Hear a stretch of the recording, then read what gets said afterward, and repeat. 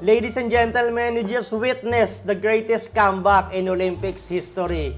Led by one and only, arguably, the greatest player of all time, LeBron James, and also the greatest shooter of all times, Steph Curry.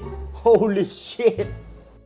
Grabe yung laro kanina ng USA-Serbia, guys. Binigyan tayo ng talaga ng laro na hindi nating malilimutan kasi obviously naman na mukhang eto na talaga yung final time na maglalaro si Lolo Bron sa Olympics at magiging magkakampi sila ni Steph Curry and then ni Kevin Durant. Grabe yung comeback na ginawa.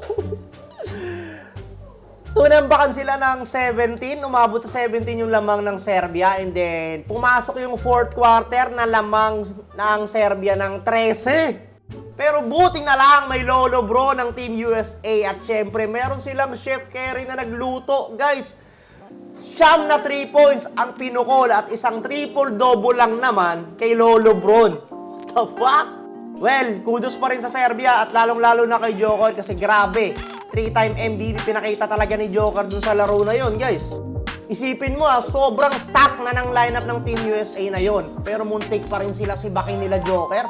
That goes to show na yung mga future Olympics na mangyayari, hindi na talaga guaranteed sa USA ang gold medal kasi talagang nag-catch up na yung ibang bansa when it comes to the talent and chemistry na rin.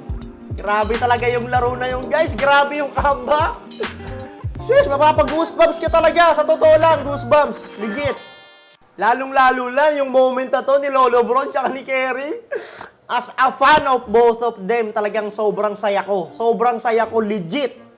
So if you haven't watched the USA versus Serbia game, Diyos ko, panoorin mo na. Kasi nami-miss out ka, sa totoo lang. And syempre, hindi pa naman tayo pwede mag-celebrate sa USA kasi may finals pa. Kalaban nila doon, France, home country, home court, crowd advantage. Tignan natin Kaya para sa Olympics finals, gold medal, France versus USA. Kasado na. Steph Curry, the greatest shooter of all time. Wala nang kokontra dyan, sigurado yan. Yun nga lang si Jason Tatum tsaka si Haliburton. Nag-init na naman yung mga puwet kasi hindi pinasok. Pero okay lang yan, panalo naman